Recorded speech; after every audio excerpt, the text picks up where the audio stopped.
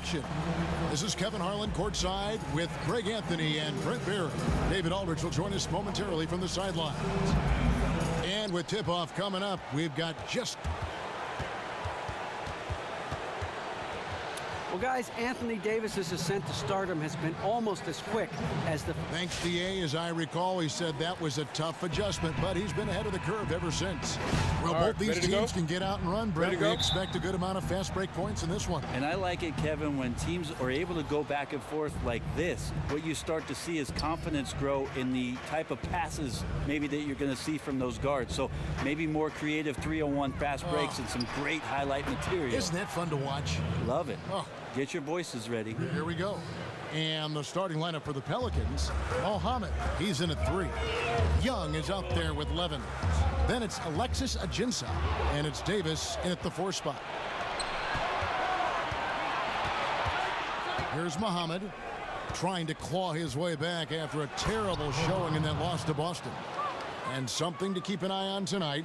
Prez does not seem to be moving at his usual pace out there. Could be fatigue or perhaps a nagging minor injury, but he doesn't look right.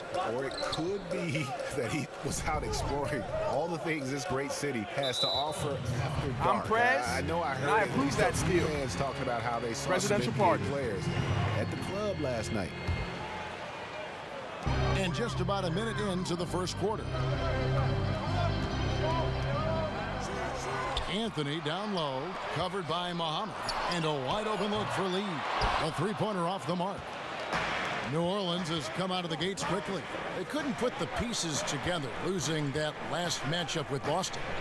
The offense just struggled mightily in that game. They went stretches where points just became very difficult to come by. I think mostly they just did not give themselves a chance on the inside. They settled too much for the jump shot. I would have liked to have seen a better effort to get the ball to the paint. Pelicans shooting their first free throw of the evening. And they've had really good numbers all season from the free throw line. And here in the first, closing in on 2 minutes play. The pass to Carmelo. Here's Rose. Solid shot from the distance of about 14 feet. And Rose continuing to hone that jump shot. That's where he can take his game to the next level.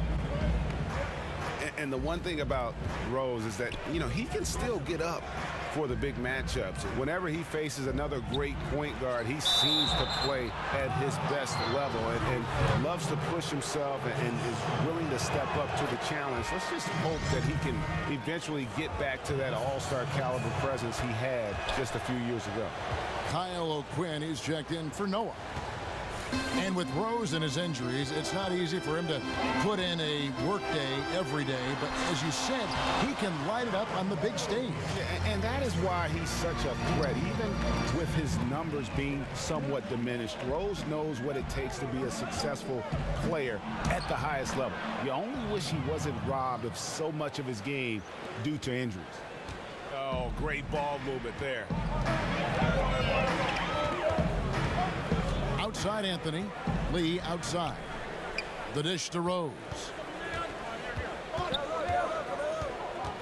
6 to shoot. With the shot. It's rebounded by New Orleans. And he rushed that one, no doubt about it. The D out of position, you could see the frustration on his face. Takes the 3. And again, New Orleans with the triple. And you could see it in Prez's eyes. There is no way he's missing that 3. And when he wants to hit from deep, it's almost as if he wills it. And that's how we play the game. Bring it in. Let's go.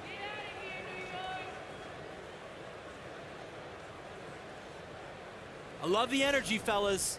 I really do. Long time coming. Pelicans leading by 11. And now brought to you by Gatorade, all fueled up and ready to go. Let's reset our lineups. And New York looking at who they've got.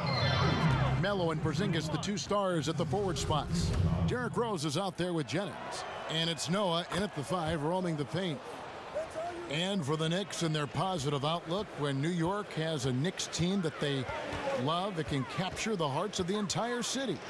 And you have some of the most diehard fans in the world wearing Knicks color. No doubt about it. You can see the team also has improved the ball movement and the team play in the last couple seasons. Knicks are starting to become a team that is exciting to watch, win or lose. All right, let's catch up with our sideline reporter, David Alder. Hey, Kevin, Houdini in that last game against the Celtics gave his team an edge. He finished with 8 points and was also able to collect 6 boards to go along with his scoring. That was just the latest in a string of very productive games for him. We'll see if he can keep this streak going, Kevin.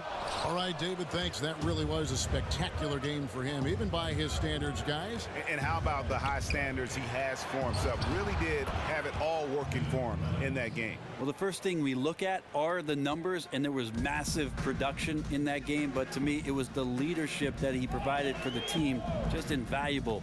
Well, as explosive as Prez has looked all season long, he has seemed to slow up a bit here over the last few games. Guys, what do you make of that?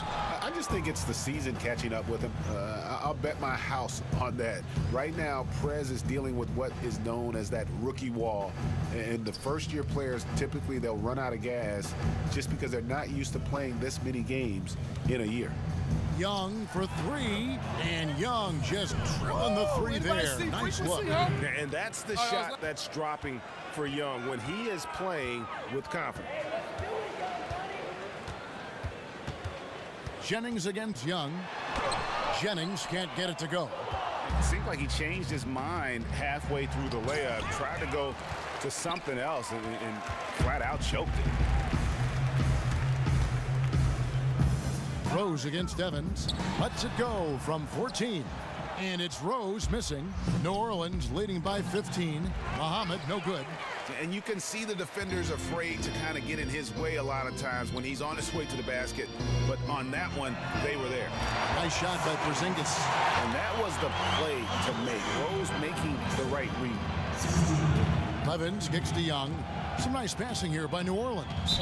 And Brandon Jennings gets the whistle that time. That is his first foul of the game.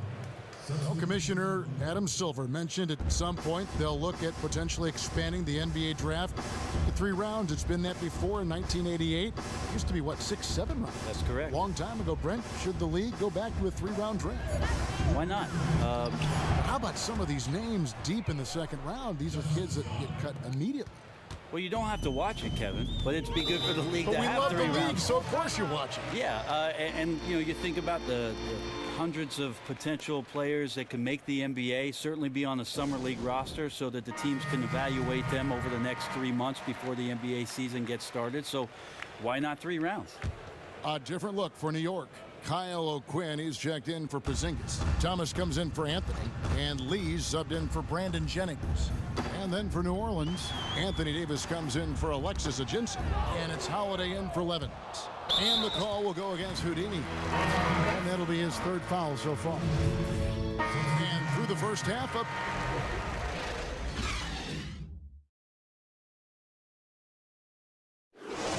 Bring it in, guys. Hey, great work in the first half. Hey. The skyline of Midtown Manhattan so beautifully lit up tonight as we welcome you back to New York City. Welcome back, everyone, to the start of the second half. Big margin on our hands, but we'll see if that gap narrows down in the 3rd and 4th quarters. Denver Levens with a strong contribution so far in this one. I know we've said this many times before, but what a great first half. Just an offensive juggernaut. Well, none of the defenders can stay with him in one-on-one situations. Even the team defense breaks down if he's in attack mode. Setting the 4 now for the Pelicans. What's up? Mohamed in at the 3. Alexis Ajinça is out there with Anthony Davis. Then it's Young, and it's Levens in at the 1 spot. And the game is constantly evolving, Brent. Most of the time, it's the players who push that change. Well, I think what the players see is all the possibilities in front of you, Kevin. When you watch a LeBron James, or for 20 years you watch a Kobe Bryant, and all the things that are offered up to him both on and off the floor because of his incredible diligence, work ethic, practice, mentality. The guys want that. They want a piece of that, if not all of that, and so they're pushing the limits of the game. What about the 3-point shooting of Steph Curry? People talking now the kids are just shooting long shots all the time. That he started this whole mindset of that being the ticket. I think it'll be interesting over the course of the next 5 or 6 years to see how it is that the younger players who are coming up explore the three-point line. The one caveat that I will say, Kevin, is with Steph Curry and Klay Thompson, they had a very unique upbringing, both of them being sons of former players. That's not something that all these kids have readily available to them. They're not in that environment. That nature versus nurture argument will be interesting with regards to shooting. Excellent point. And just a little bit